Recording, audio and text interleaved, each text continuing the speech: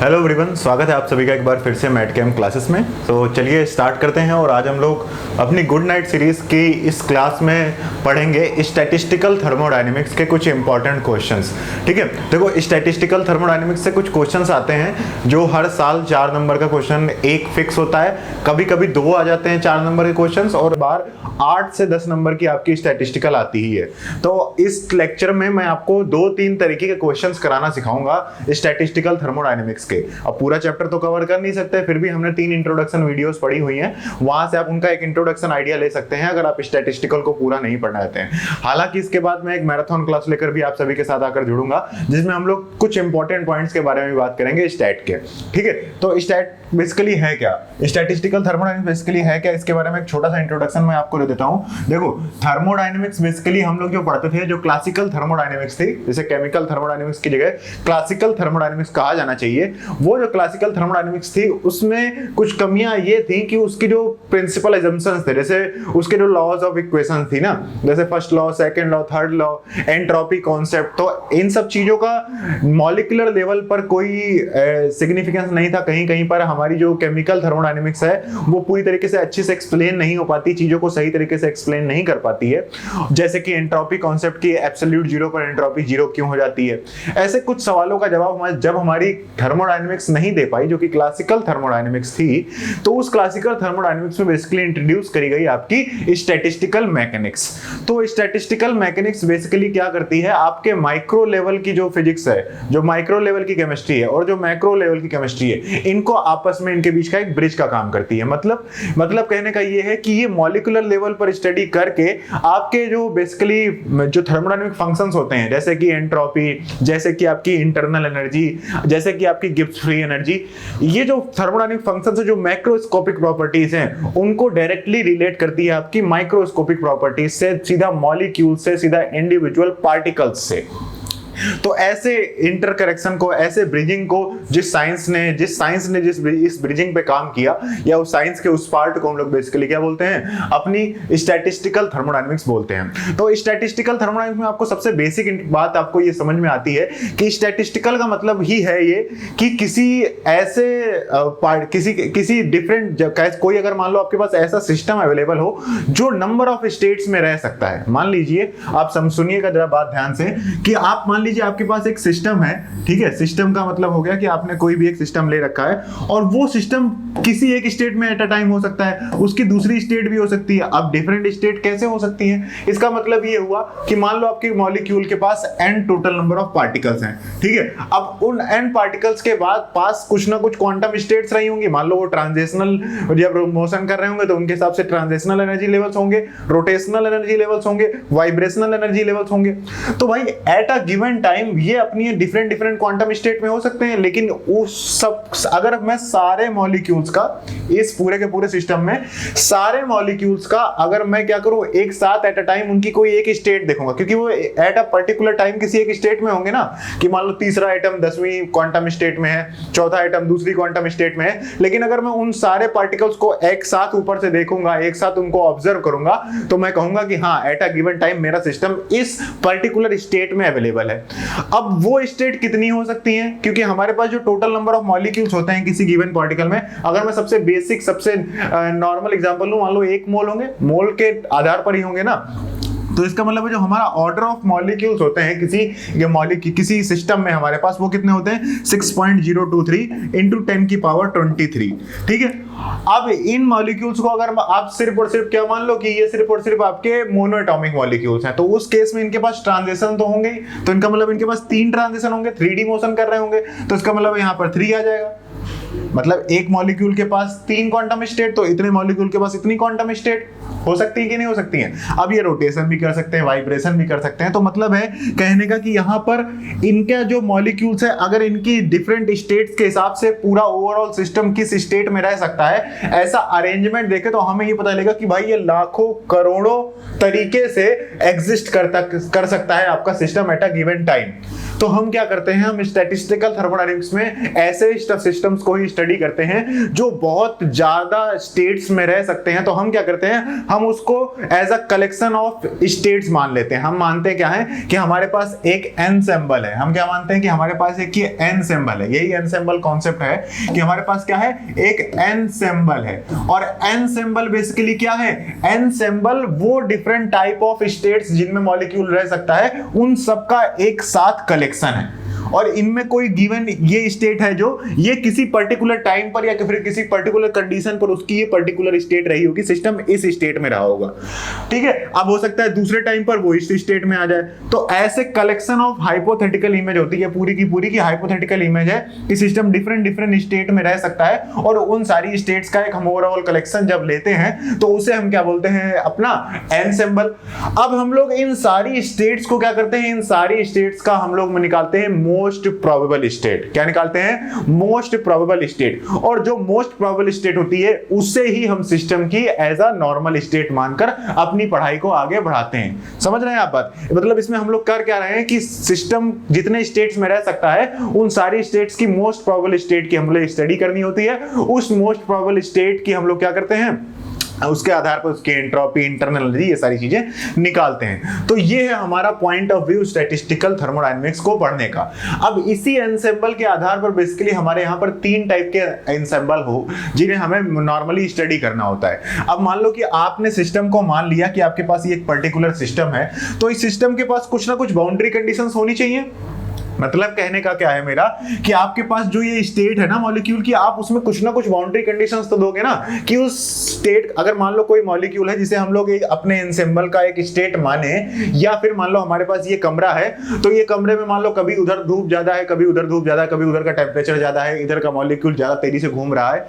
ये सारी बातें तो अलग अलग स्टेट को डिफाइन करेंगी, लेकिन इनके अंदर जो नंबर ऑफ पार्टिकल्स हैं उनको कांस्टेंट ही होना चाहिए। नहीं तो अगर मैं थोड़ी देर बाद कुछ पार्टिकल्स बाहर निकाल दूं तो फिर स्टडी का कोई मतलब नहीं बनता है। तो इसका मतलब हुआ इस आधार पर हम लोग कुछ बाउंड्री कंडीशंस देते हैं अपने एनसेम्बल को, ताकि हम लोग उनकी सही तरीके से स्टडी कर पाएं। अब वो बाउंड्री कंडीशंस बेसिकली 3 तरीके की होती हैं। 3 तरीके से हम उन बाउंड्री कंडीशंस को हमें जरूरत पड़ती है। सबसे पहली जो हमारी जरूरत पड़ती है वो क्या पड़ती है कि मान लो कि जो सारी की सारी बाउंड्री कंडीशंस हैं उन्हें हम क्या करें, उन्हें हम आपकी एक्सटेंसिव प्रॉपर्टीज के तरीके डील करें। मान लो मैं आपसे कहूं कि जो टोटल नंबर ऑफ पार्टिकल्स हैं सिस्टम के वो कांस्टेंट होने चाहिए, जो सिस्टम की टोटल एनर्जी है वो कांस्टेंट होनी चाहिए, और जो वॉल्यूम है सिस्टम का ये कांस्टेंट होना चाहिए। तो इसको आप बेसिकली हर जगह लिखा हुआ देखते हो NVE, तो मैं वैसे ही लिख देता हूं NVE। मतलब कि आपके पास ये छोटी छोटी जो स्टेट्स है ना, इनको आपने एक बाउंड्री कंडीशन दे दी कि अगर आप मेरे एनसेम्बल में आना चाहते हो, या फिर आप इस एनसेम्बल का हिस्सा बनना चाहते हो, या फिर कोई एक ऐसी स्टेट जिसे हम अपनी एनसेम्बल का कोई स्टेट मानेंगे, जिसे हम लोग कंसीडर करेंगे अपनी स्टेट में, फिर उसकी मोस्ट प्रोबेबल स्टेट निकालेंगे, उसके लिए उस एनसेम्बल के अंदर उस स्टेट की कुछ ना कुछ बाउंड्री कंडीशंस में पहली बाउंड्री कंडीशन कहलाती है आपकी NVE। ये बेसिकली क्या बताती है, ये हमारी एक डिफरेंट टाइप ऑफ स्टैटिस्टिक्स कहलाती है। इसे हम लोग बोलते हैं क्या, आपकी माइक्रोस्कोपिक स्टैटिस्टिक्स। क्या बोलते हैं इसको हम लोग, micro canonical ensemble, sorry micro canonical ensemble. क्या बोला था भाई, माइक्रो कैनोनिकल एनसेम्बल। मतलब जिस एनसेम्बल में, ऐसा जो एनसेम्बल आपने बनाकर रखा है, इस एनसेम्बल में अगर ये बाउंड्री कंडीशंस लगा दी जाए तो उस बाउंड्री कंडीशन को क्या कहा जाता है, आपका माइक्रो कैनोनिकल एनसेम्बल। लेकिन अगर मैं इसमें से ही, इसी में से आप देखो कि आप एनर्जी मॉलिक्यूल की क्या हो सकती है, फ्लक्चुएट हो सकती है। आपके सिस्टम की जो एनर्जी है वो फ्लक्चुएट हो सकती है, उसे रखना इतना आसान नहीं है। अगर ये हमने एक आइडियल केस माना कि मान लो एक मैं आइडियल केस मानूंगा जिसके नंबर ऑफ पार्टिकल फिक्स होंगे, क्योंकि देखो साइंस का पढ़ने का तरीका ये होता है कि पहले आप एक आइडियल स्टेट मानते हो, फिर उसके बाद उसको धीरे धीरे क्या करते हो, आप धीरे धीरे उसको ले जाते हो अपने प्रैक्टिकल थ्योरी की तरफ। तो आपने एक आइडियल स्टेट मानी जिसमें number of particles, volume and energy fix होनी चाहिए, लेकिन उसके बाद आपने उसमें क्या कहा कि चलिए जो मुझे पता है कि नॉर्मली मेरी जो एनर्जी होती है वो थोड़ी बहुत फ्लक्चुएट हो सकती है, मैं क्या कर सकता हूं, मैं अपने सिस्टम का टेम्परेचर फिक्स कर सकता हूं। अगर मैं उसे किसी रिजर्वायर से कनेक्ट कर दूं तो उसका टेम्परेचर फिक्स हो जाएगा। तो इसका मतलब दूसरा एक ऐसा कैनोनिकल एनसेम्बल पर स्टडी करना शुरू करी गई जिसका टेम्परेचर फिक्स होना चाहिए। तो दूसरा जो आपका टेम्परेचर फिक्स करने पर बनेगा वो क्या बनेगा, NV और T। ठीक है भाई। तो ऐसे सिस्टम को हम लोग ऐसे एनसेम्बल को, जो एनसेम्बल इस बाउंड्री कंडीशन को फॉलो कर रहा होगा, उस एनसेम्बल को क्या बुलाता है? Canonical ensemble. क्या बुलाता है भाई? Canonical ensemble. Canonical ensemble. बोलिए भाई, कोई दिक्कत तो नहीं है आपको? यहां तक कोई बात समझने में प्रॉब्लम नहीं है? लेकिन अब समस्या हमारे सामने क्या आती है कि मान लो हमने अभी तक क्या करा। अब देखो, अब इस सिस्टम को जरा आप ध्यान से देखो और समझने की कोशिश करो। जरा ध्यान से देखिएगा इस सिस्टम को और समझने की कोशिश करिएगा। आपके पास बेसिकली क्या है, आपने जो बाउंड्री कंडीशंस लगा रखी है वो कैसे सिस्टम्स के लिए लगा रखी है? आपका वॉल्यूम फिक्स, उसके बाद आपने फिक्स कर दिया उसका टेम्परेचर, और उसके बाद उसमें आपने फिक्स कर दिया नंबर ऑफ पार्टिकल्स। इसका मतलब है कि आपका जो सिस्टम है, जिस सिस्टम को आपने किसी थ्योरी से उसको प्रैक्टिकलिटी की तरफ ले जा रहे हो, वो एक क्लोज सिस्टम की कहानी है। ये किस सिस्टम की कहानी है? ये क्लोज सिस्टम की कहानी है। मतलब कि अगर मैं इस स्टैटिस्टिक्स को फॉलो करते हुए, इस एनसेम्बल को फॉलो करते हुए, मैं इसके अंदर की जितने भी फॉर्मूले पढ़ूंगा, जितने भी डेरिवेशंस पढ़ूंगा, जितनी भी स्टडी करूंगा, वो एक क्लोज सिस्टम के लिए मुझे प्रॉपर्टीज देगा। समझ रहे हो? लेकिन अब मुझे क्या करना है, मान लो ऐसे, मुझे मतलब नहीं, मतलब हमारी जो रिक्वायरमेंट है साइंस में, स्टैटिस्टिकल में, वो रिक्वायरमेंट है कि कई जगह हम क्या करते हैं, ओपन सिस्टम में काम कर रहे होते हैं। जब ओपन सिस्टम में आप काम कर रहे होगे तो उस समय आपको किस चीज की जरूरत होगी? उस समय जरूरत होगी आपको कि ऐसा एनसेम्बल हम कंसीडर करें जिसमें आपके जो नंबर ऑफ पार्टिकल्स हैं वो वेरिएट कर सकें। भाई आप मान लीजिए आपने किसी लैब में किसी चीज पर काम कर रहे हो, आप उसे हीट कर रहे हो, तो अगर आप उसकी थर्मोडायनेमिक स्टडी स्टैटिस्टिकली करना चाहते हो, जैसे मान लो आपकी ट्रांजिशन स्टेट थ्योरी है, आप ट्रांजिशन स्टेट थ्योरी के बारे में, आप जो ट्रांजिशन स्टेट के बारे में पढ़ते हैं, तो वहां पर क्या होता है, वहां पर स्पेक्ट्रोस्कोपिक स्टडी वहां पर इतनी हेल्प नहीं कर पाती जितनी आपकी स्टैटिस्टिकल थर्मोडायनेमिक्स हेल्प कर सकती है आपको स्टडी करने में। ये एक मैं आपको छोटा सा हल्का सा एग्जांपल तरीके का बता रहा हूं। तो ऐसी रिक्वायरमेंट्स को पूरा करने के लिए आपको एक ऐसा एनसेम्बल चाहिए जो ओपन सिस्टम के लिए भी अलाउड हो। उसके लिए सीधी सी बात है कि उसके लिए नंबर ऑफ पार्टिकल फिक्स नहीं होने चाहिए। और इसके बाद हम लोग क्या करते हैं, यहां पर इस एनसेम्बल को इस हिसाब से चेंज करते हैं कि जो आपका नंबर ऑफ पार्टिकल्स है वो फिक्स ना रहे। तो इसलिए हम लोग क्या करते हैं, इसको चेंज करते हैं किससे? केमिकल पोटेंशियल से। और ये हो जाता है V और T।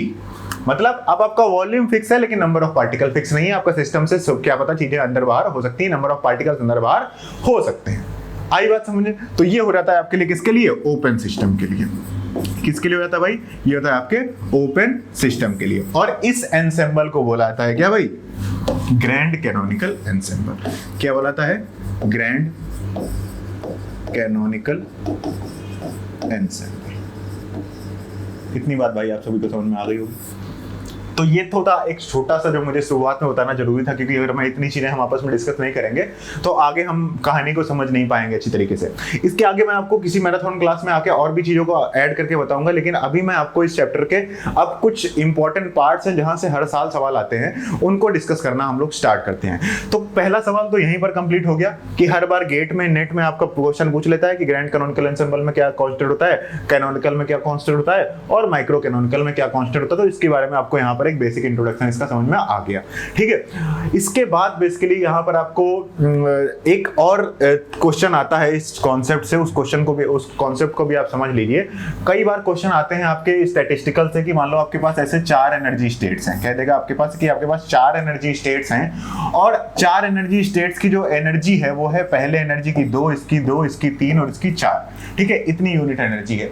और आपसे कह देगा कि आपके पास बेसिकली नहीं 3 एनर्जी स्टेट्स हैं। आप कहेगा कि मान लो एक एग्जांपल बता रहा हूं, ठीक है, कि आपके पास 3 एनर्जी स्टेट्स हैं और 4 पार्टिकल्स हैं, 4 पार्टिकल्स हैं। समझिएगा, ये क्वेश्चन जो होता है, इस क्वेश्चन के लिए आपको कोई स्टैटिस्टिकल में कुछ अलग से पढ़ना नहीं होता है, बस आपको हल्का सा आईक्यू लगाना होता है। और एक कॉन्सेप्ट आपसे जब कह देगा कि ये बोसॉन्स और फर्मियंस हैं तो उस आधार पर उसकी अलग पढ़ाई होती है, और जब वो डिस्टिंग्विशेबल और इनडिस्टिंग्विशेबल बोल देता है उसके आधार पर अलग स्टडी होती है। तो मान लो उसने आपसे यहां पर क्या बोल रखा है कि डिस्टिंग्विशेबल।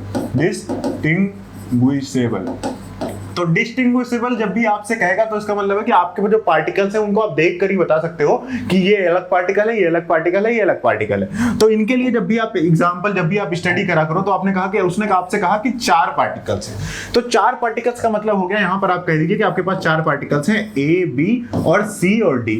और वो आपसे कहेगा कि इन 4 पार्टिकल्स को कितनी तरीके से इन 3 एनर्जी स्टेट्स में सेट किया जा सकता है कि जो आपके सिस्टम की जो टोटल एनर्जी है, जो सिस्टम की टोटल एनर्जी है, तो टोटल एनर्जी है वो कितनी रहे, वो 10 यूनिट्स रहनी चाहिए। कितनी रहनी चाहिए, 10 यूनिट्स रहनी चाहिए। तो फिर से वही बात जैसे अभी तक हम लोग पढ़ रहे हैं कि हमें कोई ना कोई बाउंड्री कंडीशन देनी होती है ताकि हम लोग उस जो स्टेट को, जिस स्टेट की हम बात करें, वो स्टेट हमारे गिवन कैनोनिकल या फिर हमारे एंसेंबल में आ सकती है या नहीं आ सकती है। तो ऐसे सवालों को जब भी आपको अप्रोच करना होता है तो इन सवालों में आपको हल्का सा छोटा सा IQ लगाना होता है, सिंपल सी मैथ कह सकते हो आप इसे, ठीक है। और 4 नंबर का क्वेश्चन आपका ये आता है हर साल।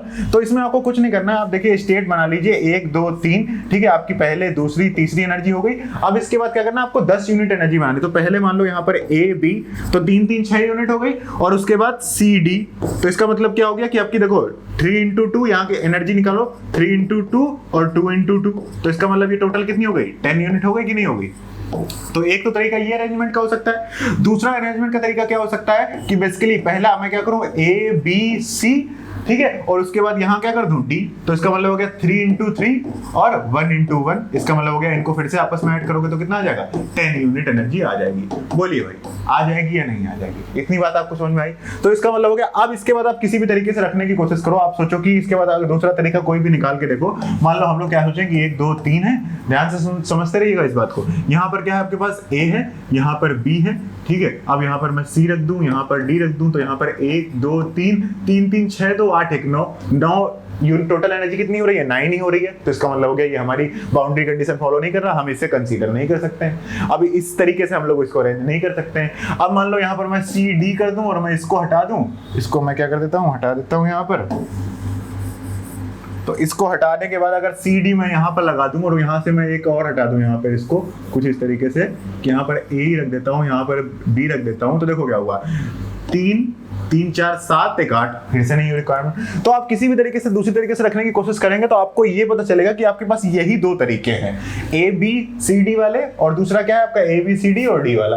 तो अब आपको ये पता करना है कि आपस में कितनी तरीके से अरेंज हो सकता है। ये प्रीवियस ईयर का क्वेश्चन है आपका, कितनी तरीके से अरेंज हो सकता है। तो इसलिए उसने आपसे पहले ही बता दिया है कि डिस्टिंग्विशेबल है, और इसीलिए आप समझदार थे तो इसलिए आपने पार्टिकल को A B C D लिख लिया, क्योंकि आपने ये सोचा कि पार्टिकल को अगर मैं यहीं से A B C D लिख लूंगा तो मुझे देखकर ही समझ में आ गया कि क्या है, आपस में डिस्टिंग्विशेबल है, एक दूसरे से डिस्टिंग्विश कर सकते हैं। अब देखो कैसे अरेंज कर सकते हैं। देखो एक तरीका क्या है कि डी पार्टिकल यहां पर रहे, इस वाली स्टेट को समझिएगा, इस वाली स्टेट को। इस वाली स्टेट में एक तरीका ये है कि डी वाला पार्टिकल ग्राउंड स्टेट में रहे, दूसरे में सी रहे, तीसरे में डी रहे और इसमें ए रहे। इसका मतलब ऐसी 4 अरेंजमेंट हो सकती हैं जिसमें टोटल एनर्जी 10 भी रहेगी और ये आपस में डी अरेंज भी हो सकते हैं। समझ रहे हैं आप बात? तो इसका मतलब 4 तरीके तो ये निकल कर आ गए, जिसमें से पहली बार में ए नीचे रहेगा, दूसरी बार में बी नीचे रहेगा, तीसरी बार में सी नीचे रहेगा, चौथी बार में डी नीचे रहेगा, और इस तरीके से आपस में अरेंज कर दिया आपने। अब आपको समझना है वो वाली बात। उसके लिए आपको क्या करना है, उसके लिए आपको ये अरेंजमेंट्स देखने। तो देखो पहला अरेंजमेंट देखो जिसमें ए बी ऊपर सी डी नीचे, ठीक है। दूसरा अरेंजमेंट क्या सेट कर सकते हो, जरा ध्यान से समझना हो, काउंट कर लो के सब लोग फटाफट कमेंट कर सकते हैं। दूसरा मैं कर सकता हूं बी सी और ए डी, ठीक है। तीसरा अरेंजमेंट क्या हो सकता है, तीसरा अरेंजमेंट होता है सी डी और उसके बाद ए बी। उसके बाद तीसरा अरेंजमेंट क्या हो सकता है, बी सी हो गया, इसके बाद ऊपर आ जाए ए डी और यहां पर आ जाए बी सी।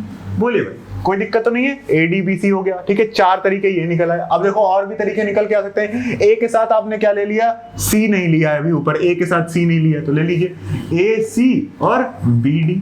बोलिए भाई 5 तरीके हो गए। और देखिए क्या क्या हो सकता है, A के साथ आपने B ले लिया, A के साथ C ले लिया, A के साथ D ले लिया, B के साथ C ले लिया, B के साथ A भी ले लिया, B के साथ D भी ले लिया, C के साथ D ले लिया, C के साथ B भी ले लिया गया है। अभी देखिए कोई ना कोई एक तरीका आपका यहाँ पर बचा हुआ होगा। इसका मतलब हो गया हम लोगों ने A से B ले लिया। जरा ध्यान से आप लोग फटाफट कमेंट करके, आप लोग भी फटाफट यहाँ पर कमेंट करते रहिए साथ में कितने वेज हो सकते हैं। तो A B हो गया, इसके बाद A के साथ C हो गया, A के साथ D हो गया, B के साथ A हो गया, B के साथ C हो गया, B के साथ D नहीं हुआ है। B के साथ क्या नहीं हुआ है, D नहीं हुआ है। तो इसका मतलब ये हो गया B, D और A और C। बस ये 6 अरेंजमेंट और हो जाएंगे आपके। तो इन 6 तरीकों से और अरेंज कर सकते हो, और 4 तरीके ये हैं। तो टोटल जो अरेंजमेंट्स आएगा वो कैसा आएगा आपका, 10 अरेंजमेंट्स आएंगे। आई बात समझ में या नहीं आई? बोलिए भाई इस टाइप का क्वेश्चन आपको समझ में आ गया? तो इस टाइप के क्वेश्चन में आपको बस ये परम्यूटेशन कॉम्बिनेशन लगाना होता है। यहाँ पर किसी भी तरीके का कोई गणित, कोई बहुत बड़ा साइंस नहीं लगाया आपने, ठीक है ना, कोई बहुत बड़ी स्टैटिस्टिकल थर्मो लगा दी। अब इसी टाइप के क्वेश्चन को अगर दूसरी तरीके से घुमाकर आपसे पूछा जाए, देखिए समझिएगा ध्यान से, ये सवाल जरूर आता है। अब मान लो आपसे यही सिंपल कहानी कहते हैं कि आपके पास 3 स्टेट्स हैं, ठीक है। 3 स्टेट्स के बाद आपके पास बेसिकली क्या है कि आपके पास 4 पार्टिकल्स हैं। क्या है, 4 पार्टिकल्स हैं, 4 पार्टिकल्स हैं। अब इन 4 पार्टिकल्स में आपको कह दे कि ये क्या है, फर्मियॉन्स हैं। क्या है, फर्मियॉन्स, फर्मियॉन्स हैं। और फिर वही बात की कहानी, आपके 4 पार्टिकल्स हैं, ये सारे के सारे फर्मियॉन्स हैं, और पहले की एनर्जी 1 है, दूसरे की एनर्जी 2 है, तीसरे की एनर्जी 3 है, और इस हिसाब से इनको इसमें सेट करना है कि ये बेसिकली क्या हो जाए आपके पास, ये जो आपके पार्टिकल्स हैं ये कैसे हो जाए, ये हो जाए टोटल एनर्जी 10 यूनिट एनर्जी रहनी चाहिए। तो देखिए कहानी में कुछ अंतर नहीं समझ में आया यहाँ पर आपके, यहाँ पर बस इतना सा परिवर्तन आपके सामने आ जाएगा, वो ये परिवर्तन है कि जो फर्मियॉन्स होते हैं और जो बोसॉन्स होते हैं इनके बीच का आपको बेसिक डिफरेंस पता होना चाहिए, बस, और कुछ अलग नहीं पता करना होता है। फर्मियॉन्स बेसिकली क्या होता है, फर्मियॉन्स वो पार्टिकल्स होते हैं जो एक स्टेट में एक से ज्यादा पार्टिकल्स नहीं रह सकते हैं। Fermions can not go into one state more than one, मतलब कि आपके एक पार्टिकल से ज्यादा आपके जो होते हैं पार्टिकल्स वो एक स्टेट्स में नहीं रह सकते हैं, ठीक है, ये फर्मियॉन्स की बाउंड्री कंडीशन होती है, ये ऐसे नहीं रह सकते हैं। जबकि आपके जो बोसॉन्स होते हैं वो एक स्टेट में कितने भी पार्टिकल्स रख दो आप, ठीक है, एक स्टेट में कितने भी पार्टिकल्स रख दो आप, उससे उनको कुछ खास फर्क नहीं पड़ता है। तो इसलिए अगर फर्मियॉन्स कह दे तो इसका मतलब है कि आप एक ही स्टेट में एक से ज्यादा पार्टिकल्स नहीं रख सकते हो, ठीक है। तो इसका मतलब है यहां पर वो आपसे बाउंड्री कंडीशन नहीं देगा, क्योंकि आप बाउंड्री कंडीशन दे देगा तो आप रख ही नहीं सकते हो, तो किस तरीके से आप कर पाओगे, ठीक है। तो या तो आपसे ये कह देगा कि एक तरीका ये है कि आपके पास 4 स्टेट्स हैं और इसकी यूनिट अब आपको रखनी है 10 यूनिट रखनी है, और इस वाली स्टेट की जो एनर्जी है वो 4 यूनिट है। तो इसका मतलब है पहला पार्टिकल यहां पर, दूसरा पार्टिकल यहां पर, 4 3 7 2 9 और 1 10। सिर्फ ये एक तरीका है इसमें, सिर्फ और ये सिर्फ एक तरीका है जिसमें इन पार्टिकल्स को ऐसे रखा जा सके, क्योंकि दूसरा कोई तरीका ही नहीं है अगर ये फर्मियॉन्स हैं। और अगर ये बोसॉन्स हो तो बोसॉन्स होने का मतलब है कि आप कितने भी पार्टिकल एक में रख सकते हो। इसका मतलब 1 2 3 4, 1 2 3 4। इसका मतलब क्या हुआ बोसॉन्स का, कि मतलब देखो 2 यहां रख लो, 4 4 4 8 2 10, ठीक है। ऐसे ही आप क्या कर लो, और भी जितने अरेंजमेंट यहाँ पर आप बना सकते हो बनाकर देख सकते हो। आई बात समझ में? तो फर्मियॉन बोसॉन के कॉन्सेप्ट में आपको बस ये कॉन्सेप्ट अप्लाई करना पड़ता है। उससे पहले डिस्टिंग्विशेबल कह दे तो उसका मतलब है उसमें आप आपस में चेंज नहीं कर सकते हो। अगर इसी चीज में वो आपसे क्या कहता है यहाँ पर कि ये इनडिस्टिंग्विशेबल है, तो इनडिस्टिंग्विशेबल में एक तरीका ये होता और एक तरीका ये होता, इसके अलावा 2 तरीके के अलावा तीसरा कोई तरीका ना होता। तो इनडिस्टिंग्विशेबल में 2 तरीके आते, डिस्टिंग्विशेबल में 10 तरीके आते। इसी तरीके से आपके पास यहाँ पर अगर ये फर्मियॉन्स होंगे तो एक तरीका होगा और बोसॉन्स होंगे तो आप कैलकुलेट करके निकाल सकते हो। और आप सभी का काम ये है कि अगर ये फर्मियॉन्स की जगह बोसॉन्स हो तो कितनी तरीके से आप अरेंजमेंट यहाँ पर सेट कर सकते हो, ये आपका होमवर्क है, ये आपको कमेंट में करना है आंसर, ठीक है।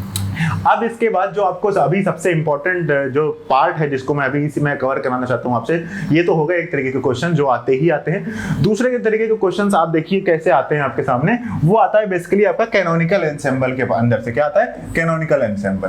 तो कैनोनिकल एंसेंबल में अपने हमने पढ़ रखा है, पूरा चैप्टर कंप्लीट है अपनी स्टैटिस्टिकल बिल्कुल अच्छी तरीके से। तो जिन लोगों ने पढ़ रखा है उनके लिए तो अच्छी बात है, जिन लोगों ने नहीं पढ़ रखा वो आप अभी क्या करिए कि जो मेन बात बता रहा हूँ उनको जरूर कर लीजिए। इनसे आपके कम से कम नहीं तो 4 मार्क्स तो फिक्स हो जाएंगे, ठीक है। और अगर नेट में मैं एक दिन खर्चा करके अगर मैं 4 नंबर पक्के कर सकता हूं तो मैं जरूर करूंगा, आपको भी ये काम जरूर करना चाहिए।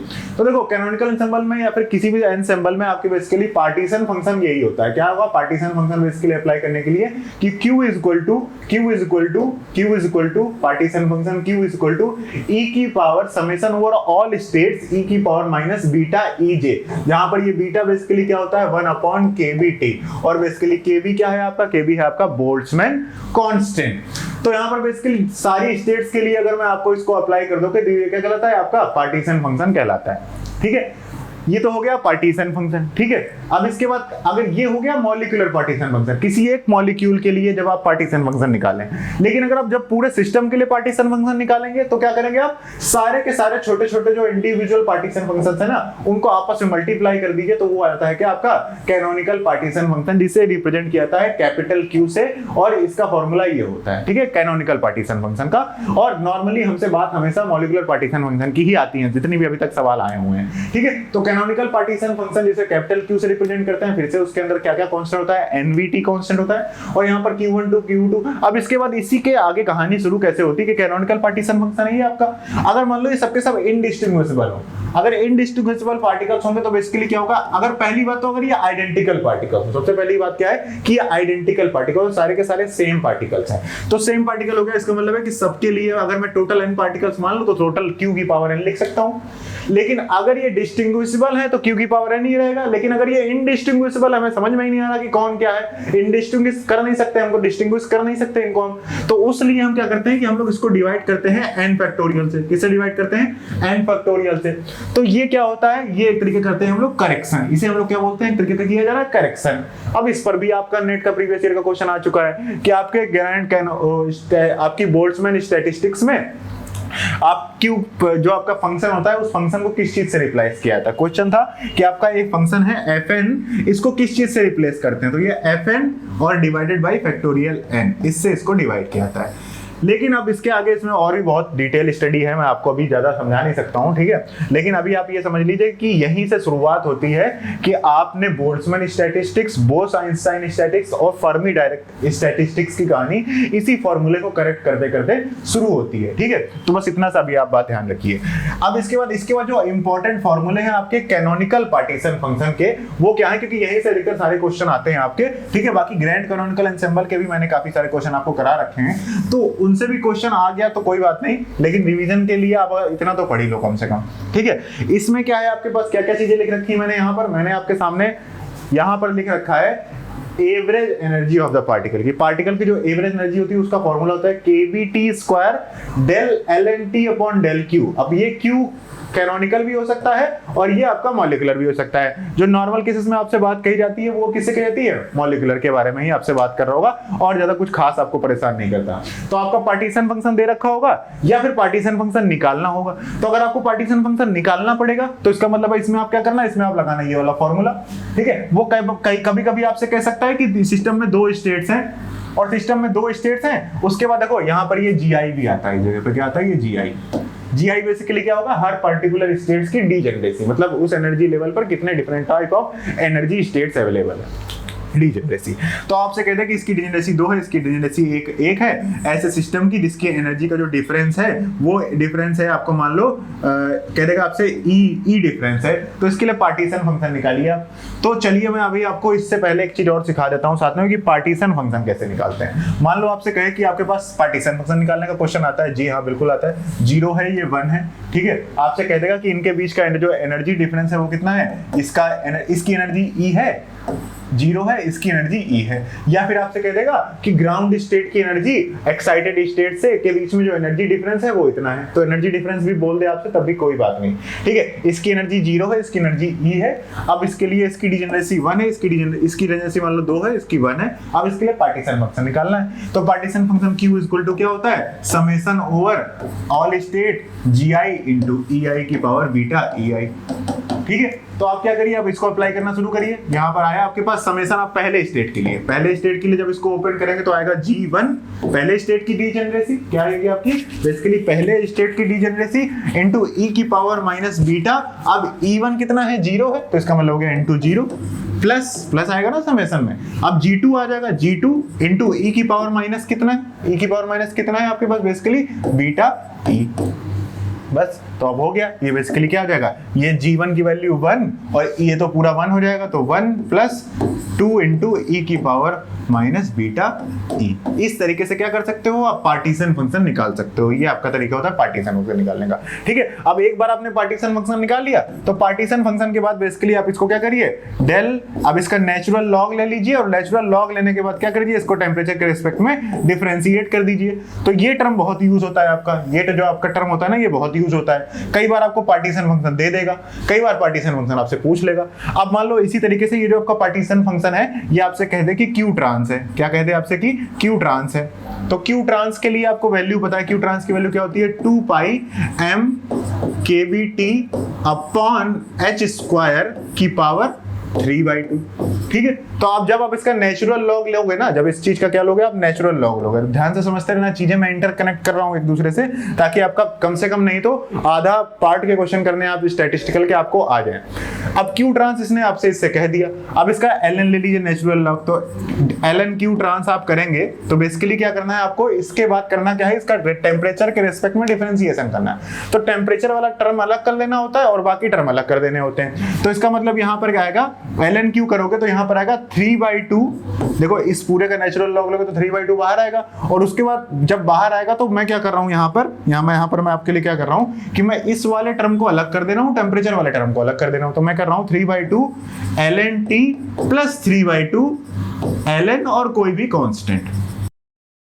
तो मैं बेसिकली यहां पर क्या कर रहा हूं कि 3/2 ln t कर दिया, टेम्परेचर वाला टर्म मैंने अलग कर लिया, और बाकी ये वाला कांस्टेंट टर्म मैंने अलग कर दिया। अब इसके बाद 3/2 ln कांस्टेंट, मुझे कांस्टेंट से मतलब नहीं, क्योंकि मुझे पता है टेम्परेचर के रिस्पेक्ट में जैसे ही मैं डिफरेंशिएट करूंगा वो कांस्टेंट टर्म हो जाएगा 0। इसका मतलब है आप क्या करिए, del ln Q upon del T, ठीक है, यहाँ पर Q स्मॉल q ही होगा, और इसका मतलब 3/2 और इनटू ln x का डिफरेंशिएशन 1/x, तो इसका मतलब होगा 3/2। तो ये आ गया आपका 3/2t आ गया, ठीक है। तो ये आपका काम होता है, इतनी चीज आपको निकालने को आती है, और ये 4 नंबर का क्वेश्चन होता है, इसमें कुछ टफ नहीं है आपके पास। अब इसके बाद जब आपने निकाल लिया del ln Q upon del T, तो बस उसको इससे मल्टीप्लाई कर दीजिए kVt स्क्वायर से। तो kVt से मल्टीप्लाई कर देंगे तो आपकी क्या आ जाएगी, एवरेज एनर्जी आपकी निकल कर आ जाएगी। तो देखिए उसी चीज के लिए मैं निकाल कर दिखा दे रहा हूं, यहाँ पर E ट्रांस जो निकल कर आएगा, average energy, average transitional energy, वो कितनी आएगी आपकी basically kVt square into 3/2t। तो t से एक t कैंसिल, तो इसका मतलब है इसके आगे आपका बेसिकली क्या आ जाएगा, T 3/2 kVt। तो ये आ गई मॉलिक्यूल के लिए, पर molecule average transitional energy of a molecule I, जो वो कितनी आई, 3/2 kVt। अब आप अगर पूरे सिस्टम के लिए निकालना चाहते हो या फिर एक मोल के लिए निकालना चाहते हो, कि मतलब आपके पास Na नंबर ऑफ एटम्स हैं, आपके पास जो नंबर ऑफ एटम्स है वो Na है, तो Na नंबर ऑफ एटम्स का मतलब हो गया 1 मोल। तो 1 मोल के लिए निकालना चाहते हो तो उसमें आपको क्या करना पड़ेगा, इससे Na से मल्टीप्लाई करना पड़ेगा, अगर वो आपसे पर मोल पूछे तो। और जब आप इसमें Na से मल्टीप्लाई करोगे तो Na इंटू के क्या हो जाएगा, 3/Na इंटू के क्या हो जाएगा, R हो जाएगा। तो पर मोल निकालोगे तो वो आ जाएगी 3/2 RT। तो यही तो हम लोग ट्रांजिशनल एनर्जी हमेशा पढ़ते आते हैं कि मोनो एटॉमिक गैस की जो ट्रांजिशनल एनर्जी होती है वो कितनी होती है, 3/2 RT, याद है। और अगर मैं इसी एनर्जी के साथ मैं इसका क्या निकालना चाहूँ, इसकी निकालना चाहूँ मैं CV हीट कैपेसिटी। तो हीट कैपेसिटी बेसिकली क्या होगी इसकी, हीट कैपेसिटी CV या CV ट्रांस। तो बेसिकली CV में अगर मैं ट्रांजिशनल पार्ट ही यूज कर रहा हूं तो मैं उसको CV ट्रांस बोल दूंगा, और वो बेसिकली क्या होगी, एवरेज एनर्जी का डिफरेंशिएशन किसके रेस्पेक्ट में कर दें, टेम्परेचर के रेस्पेक्ट में कर दें, वही आपकी क्या कहलाती है, हीट कैपेसिटी। बोलो भाई, हीट कैपेसिटी यही तो कहलाती है ना, आपने पढ़ा नहीं था क्या, CV इक्वल टू N, ये sorry E is equal to sorry U equal to NCVDT।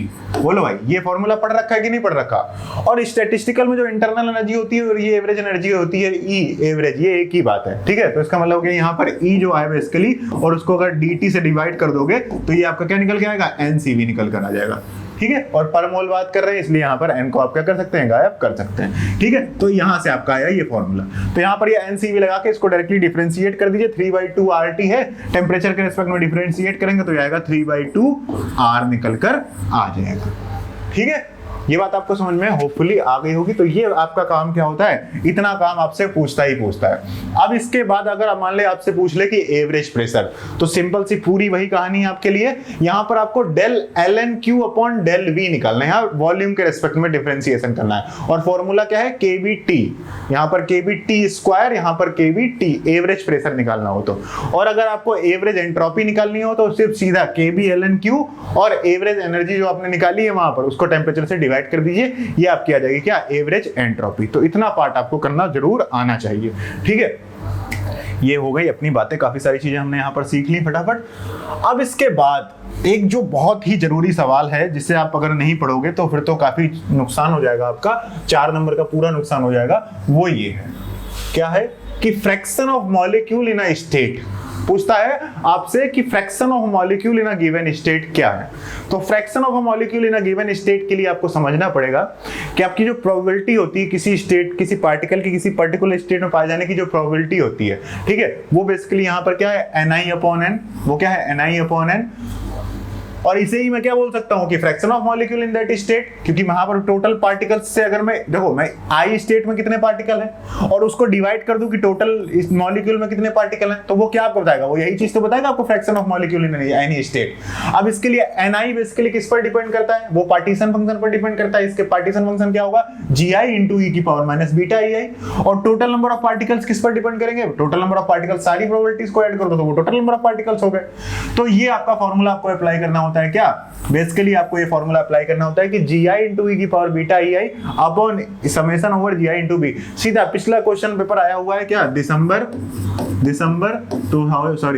नहीं जून, आपका जो जून का तो एग्जाम ही नहीं हुआ, दिसंबर 2019 में क्वेश्चन आया था आपका फ्रैक्शन ऑफ मॉलिक्यूल निकालने थे कि in second state, in third state, in fourth state. अब मान लो आपसे कह दो कि मेरा एक सिस्टम है, 3 एनर्जी लेवल का एक सिस्टम है, ठीक है। पहले एनर्जी लेवल की एनर्जी 0 है, दूसरे की एनर्जी E है, तीसरे की एनर्जी 2E है। इसकी जो डीजेनरेसी है वो 1 है, इसकी डीजेनरेसी 2 है, इसकी डीजेनरेसी 1 है, ठीक है। अब मैं आपसे कह दूं फ्रैक्शन ऑफ मॉलिक्यूल, क्या कहूं मैं आपसे, फ्रैक्शन ऑफ मॉलिक्यूल, समझिएगा जरा ध्यान से, fraction of molecule in third state का मतलब हो गया आपसे इस वाली स्टेट के बारे में बात करें। तो सबसे पहले तो आपको निकालना पड़ेगा इसके लिए पार्टीशन फंक्शन। क्या निकालना पड़ेगा, Q। तो Q निकालने के लिए आप बताइए क्या करेंगे आप फटाफट। Q निकालने के लिए आप करेंगे Q इक्वल टू, पहला हो जाएगा G1 इंटू ई की पावर माइनस बीटा E1, हो जाएगा कि नहीं हो जाएगा, प्लस क्या हो जाएगा G2 ई की power minus beta E2 plus G3 into E की पावर माइनस बीटा E3। इतना हो जाएगी कहानी, इतनी कहानी क्लियर हो गई आप सभी को। तो इसका मतलब इसके आगे आप क्या कर सकते हो, इसके आगे आप कर दो, पहले के लिए जो G1 है वो 1 हो गया, इंटू ई की पावर बेसिकली बीटा E क्या हो गई, 0 हो गई, तो ई की power minus beta into 0 plus साथ में क्या आ गया, प्लस साथ में 2 ई की पावर माइनस बीटा E और प्लस 1 इंटू ई की power minus beta into 2E। बोलो भाई, ये आ गया आपका क्या, Q आ गया। ये आपने Q निकाले तो Q को जरा सही से लिख लो। Q आया आपका 1 प्लस 2 ई की पावर माइनस बीटा E, ठीक है। इसके बाद प्लस ई की पावर माइनस बीटा 2E। अब कई बार आपसे ऐसे कह देता है कि E is equal to H nu है और कह देगा कि H nu is equal to KB है, ये बहुत कहता है KBT है, H nu is equal to KBT है। तो अगर आप E बराबर एच न्यू रख दो और एच न्यू बराबर KBT रख दो, क्योंकि यही कहेगा आपसे, ठीक है, क्योंकि उसे कुछ ना कुछ आपकी कैलकुलेशन को आसान करना है। तो आपने बेसिकली क्या करना होता है यहाँ पर 1 प्लस 2 इंटू ई की पावर माइनस बीटा, बेसिकली क्या है, बीटा याद है ना, बीटा है 1/KBT, बीटा क्या है 1/KBT है। बात आपको क्लियर है कि नहीं क्लियर है। तो इसका मतलब होगा ई की power minus H new upon KBT हो गया। अब एच न्यू अपॉन KBT जब एक दूसरे के बराबर है तो ये आपस में कैंसिल आउट हो जाएगा, इस तरीके से वो भी कैंसिल आउट हो जाएगा। तो इसका मतलब है यहाँ पर जो ओवरऑल बचकर आएगा वो ये आएगा कि 1 प्लस 2 ई की पावर माइनस 1 प्लस ई की पावर माइनस 2, ये बचकर आएगा आपका क्या, Q बचकर आएगा। तो ये आपका Q निकल के आ गया। कई बार ऐसे ही Q आपसे पूछ रहा होता है, ठीक है। अब इसको आप चाहो तो नीचे भेज दो, सबका क्या नाम है LCM ले लो और उसके बाद आप टोटल इसको अरेंज करके अपने हिसाब से लिख सकते हो। तो यहाँ तो आपने निकाल लिया पार्टीशन फंक्शन। अब इसके बाद इसके लिए क्या निकाला था, आपको रेशियो निकालना था। तो अब आपको रेशियो निकालना है इन थर्ड स्टेट। देखो क्या निकाला हमने, रेशियो इन थर्ड स्टेट। किसी पार्ट में रेशियो निकालने के लिए हम लोग सवाल कर रहे हैं। तो अब रेशियो निकालने के लिए बेसिकली क्या करना है आपको, देखिए जरा ध्यान से, अरे 1 मिनट रुकिए आप। रेशियो निकालने के लिए बेसिकली आपको क्या करना है, आप क्या करिए, आप सीधा थर्ड स्टेट के लिए आप निकालिए, डीजेनरेसी उसकी 1 है और ई की पावर माइनस बीटा 2, सीधा बीटा 2 है, याद हो गया ना, क्योंकि बाकी सब कट जाएगा अपॉन। तो यहाँ पर ऊपर आ जाएगा बेसिकली आपका ई की पावर माइनस 2 अपॉन 1 प्लस 2 ई की पावर माइनस 1 प्लस ई की पावर माइनस 2, ये आ जाएगा आपका फ्रैक्शन ऑफ मॉलिक्यूल। अब इसको आप आपस में रीअरेंज करके जैसा आप आंसर सेट करना चाहो वैसा कर सकते हो। तो सबसे पहला तरीका तो ये होता है कि फ्रैक्शन ऑफ मॉलिक्यूल निकालना किसी गिवन स्टेट स्टेट में। ये भी एक इंपॉर्टेंट पार्ट है आपके सवाल का। अब दूसरा जो इसके अलावा इसके आगे जो सवाल पूछा जाता है आपसे वो ये पूछा जाता है कि ratio of molecule any two state, कि किन्हीं दो स्टेट्स में रेशियो ऑफ मॉलिक्यूल्स निकालने हो। क्या निकालने हो? रेशियो ऑफ मॉलिक्यूल्स किन्हीं दो स्टेट में। अब देखो पहले हम लोगों ने सीखा इससे पहले कि नंबर ऑफ पार्टिकल्स निकालना, दूसरा सीखा हम लोगों ने क्या, नंबर ऑफ पार्टिकल। ये एक तरीके का क्वेश्चन सीरीज है मैं, क्योंकि ये क्वेश्चंस आप डायरेक्टली नहीं कर सकते हो, और मैं अलग से कॉन्सेप्ट बताने की वीडियो अलग बना दूं आपके लिए और क्वेश्चन अलग बना दूं, फिर इसका क्विज करा दूं, उसका मतलब नहीं। आपको एक साथ सब कुछ यहाँ पर सीखना जरूरी है इस चैप्टर में, क्योंकि ये चैप्टर ही ऐसा है, ठीक है। तो इसलिए अब आपको क्या निकालना है? Ratio of molecules in any given state. तो रेशियो ऑफ मॉलिक्यूल्स निकालना आपको किसी गिवन स्टेट में। उसके लिए आपने अभी अभी एक फॉर्मूला क्या पढ़ा कि ni basically ni upon n बराबर बेसिकली क्या था? ni upon n is equal to, ये होती है probability of finding any particle in any given state, और ये होती है gi इंटू e की पावर माइनस बीटा ei, और upon summation over all states i gi और e की पावर माइनस बीटा ei। ठीक है। अब मैं किन्हीं दो स्टेट्स के लिए बात करूं तो दो स्टेट्स के लिए क्या करना पड़ेगा? मान लो इसको मान लिया यहाँ पर ni है, इसको ni की जगह मान ले रहा हूं मैं, ये है आपका n1 अपॉन n था, तो n1 अपॉन n1 का इसका मतलब क्या हो गया आपका? ये p1 हो गया कि नहीं हो गया? इसका मतलब ये 1 हो गया, हर जगह ये पर क्या हो जाएगा? 1 1 1 हो जाएगा। पहले स्टेट की बात करिए, लेकिन पहले स्टेट के लिए बात करोगे तो ये पहले स्टेट के लिए नहीं रखेगा, ये अभी भी पूरे पार्टिकल के लिए रहेगा। तो इसका मतलब क्या हुआ? अब आप क्या निकालो? दूसरा क्या है? n2 upon n। तो n2 अपॉन n करोगे तो यहाँ पर p2 हो जाएगा, और इक्वल टू ये हो जाएगा g2 और e की power minus beta e2 upon, फिर ये सेम ही रहेगा क्योंकि ये तो टोटल पार्टीशन फंक्शन के लिए है, ठीक है। तो इसका मतलब ये i g की पावर ei e की पावर माइनस बीटा ei। बोलिए भाई, तो इसका मतलब क्या हुआ? आप जब इनको आपस में आप डिवाइड करोगे, जब इनको आपस में क्या करोगे? आप डिवाइड करोगे, तो डिवाइड करने के बाद बेसिकली ये वाला जो टर्म है और ये वाला जो टर्म है आपस में कैंसिल हो जाएंगे, और ये वाला जो टर्म है और ये वाला जो टर्म है वो आपस में कैंसिल हो जाएंगे। इसका मतलब जो फॉर्मूला निकल कर आएगा आपका बेसिकली वो क्या निकल के आएगा? n1 upon n2 is equal to g1 upon g2 और e की पावर माइनस बीटा। अब नीचे वाले टर्म को ऊपर ले जाओ तो देखना क्या होगा? e की पावर माइनस बीटा और बेसिकली e1 माइनस e2। ठीक है। तो ये फॉर्मूला होता है आपके लिए। किन्हीं भी दो स्टेट के लिए अगर आपको कभी भी रेशियो पूछ ले तो वो आपसे ऐसे कहेगा। रेशियो भी पूछने का तरीका होता है, वो बहुत आसान होता है ये चैप्टर। इस चैप्टर में ये 4 नंबर का सवाल होगा। इससे पहले जितने बताए सबके सब 4-4 नंबर के ही सवाल होते हैं आपके। अब किसी भी स्टेट के लिए n3 अपॉन n1 चेक करें तो n3 n1 के लिए g3 g1 और basically beta e1 minus e3। जो ऊपर है वो पहले, जो नीचे है वो बाद में। अब क्या कहेगा कि आपके पास दो एनर्जी स्टेट्स हैं, इनके बीच का जो एनर्जी डिफरेंस है, इनके बीच के एनर्जी डिफरेंस की वैल्यू कह देगा h न्यू है, और फिर से कह देगा कि h nu is equal to kBT है। तो बेसिकली यहाँ पर E1 माइनस E2 की जगह h न्यू रखोगे और kBT कैंसिल हो जाएगा, तो 1 अपॉन E यहाँ से आ गया। इनकी डिजेनरेसी आपसे बता देगा, तो डिजेनरेसी आपसे बता दे तो आप इसको भी सॉल्व कर लीजिएगा। तो फ्रैक्शन ऑफ मॉलिक्यूल निकालना, रेशियो ऑफ मॉलिक्यूल निकालना आपसे जो आप पूछता है। ठीक है। इसके बाद एक सिंपल सा सवाल और है, इसको भी डिस्कस कर लेते हैं साथ में, ठीक है। और अभी फिलहाल के लिए इस वीडियो में इतना ही रखेंगे। इसके अलावा इसमें बहुत तरीके के क्वेश्चन होते हैं और आपकी ट्रांजिशन स्टेट थ्योरी भी होती है इसमें, कि मान लो आपसे कहेगा कि लीनियर मॉलिक्यूल, क्या कहेगा?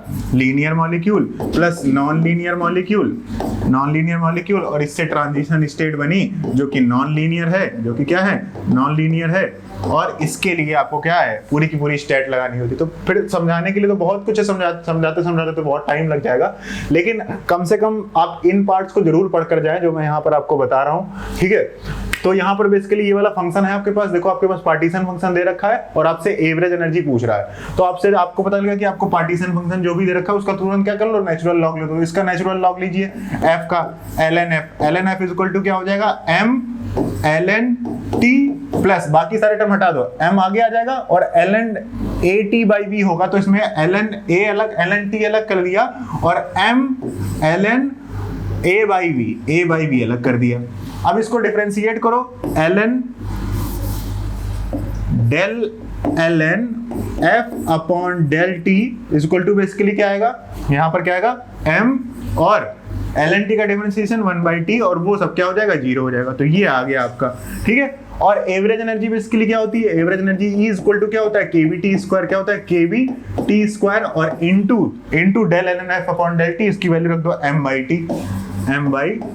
तो t से t कैंसिल, तो इसका मतलब आंसर आएगा m KBT। तो MKBT आपका क्या हो जाएगा, सही आंसर आपका हो जाएगा। तो MKBT कहाँ दे रखा है आपका, पहला ऑप्शन ही आपका क्या दे रखा है, MKBT दे रखा है। इसके अलावा ऐसे बहुत से क्वेश्चन होंगे जो आप फ्रैक्शन ऑफ मॉलिक्यूल्स के आधार पर भी निकाल सकते हो। तो ये तो हो गई बात आप सभी की स्टैटिस्टिकल की, जितनी बातें मुझे आपको आज बतानी थी, ठीक है। और ये जरूरी था, इतना पार्ट आप जरूर पढ़ें, सबके सब लोग इस पार्ट को जरूर पढ़ें, ठीक है। हो सकता है आपसे 4 नंबर के क्वेश्चन जरूर आपसे क्लियर हो। और भी बाकी मैंने आपको पूरा जो अपने ऑनलाइन कोर्स चल रहा है उसमें पूरी स्टैटिस्टिकल कंप्लीट है, ठीक है। 10 लेक्चर्स हैं उसमें, और 10 लेक्चर्स में सारी चीजें आपको कंप्लीट करा दी गई है। प्लस आपको साथ में 100 क्वेश्चन और 55 प्लस क्वेश्चन है, उनकी सोल्यूशन वीडियो में अभी 2-3 दिन में आपको ऐड कराने वाला हूं, जो लोग ऑनलाइन कोर्स के बच्चे हैं। और जो लोग इसके अलावा जितने भी आपके बाहर के बच्चे हो, देखो उसके लिए मैड गेम आपके लिए एक बहुत ही बड़ा परिवर्तन लाने वाली है ऑनलाइन कोचिंग में, ठीक है। मैड गेम की तरफ से अभी आपका 1-2 दिन में एक अनाउंसमेंट होगा, और वो अनाउंसमेंट हर बच्चे के लिए फायदेमंद है, ठीक है। आप जैम की प्रिपरेशन कर रहे हो, ठीक है, आप DU की प्रिपरेशन कर रहे हो, आप BHU की प्रिपरेशन कर रहे हो, ठीक है, या फिर आप MSc में हो, ठीक है, MSc में हो, या फिर आप PhD में हो, आप कहीं पर भी हो, तो कई बार आपको कहीं ना कहीं हर जगह कोर्स चाहिए होता है सबको, इन सब के लिए कोर्स सबको चाहिए होता है, ठीक है। और फीस की भी प्रॉब्लम आती है, तो इन सब के लिए एक बहुत अच्छा सोल्यूशन हम सभी ने आप सभी के लिए सोचा है। और आपके जो जून के बच्चे हैं इस समय, जो जून की प्रिपरेशन कर रहे हैं, ठीक है, जून 2020 के लिए, अब वो डिटेल स्टडी कुछ टॉपिक्स की उनको करना जरूरी है। जो लोग जून की प्रिपरेशन कर रहे हो उनको अभी आप सभी को डिटेल स्टडी करना जरूरी है, क्योंकि कुछ ऐसे टॉपिक्स हैं जिनको भाग भाग के आप कंप्लीट नहीं कर सकते। क्योंकि अभी मैं ये समझता हूँ कि जो जून के बच्चे हैं, जो जून का एग्जाम अभी, क्योंकि अभी अपने पास 2 महीने हैं, और ये 2 महीने के जितने भी आप सभी लोग हो, वो 2 महीने में भी एग्जाम निकाल सकते हो, क्योंकि अब हमारे पास ऑनलाइन प्लेटफॉर्म में काफी सारी चीजें हमको मिलने लगी हैं। तो ओवरऑल पढ़ने के लिए तो ऑनलाइन प्लेटफॉर्म बढ़िया है, आप फ्री में हर जगह से पढ़िए। लेकिन कुछ ऐसे टॉपिक्स हैं कि आप मान लो स्टैटिस्टिकल थर्मो, आपकी group theory, photo chemistry, quantum chemistry, ठीक है, ऐसे कुछ टॉपिक्स हैं, कोऑर्डिनेशन केमिस्ट्री आपकी, जिनको पढ़ना जरूरी है। जिनको आप नहीं पढ़ोगे तो फिर आपको हो जाएगी दिक्कत, या फिर मॉलिक्यूलर स्पेक्ट्रोस्कोपी में 2 घंटे का वीडियो देख लो और 4 नंबर फिक्स ही हो जाएंगे।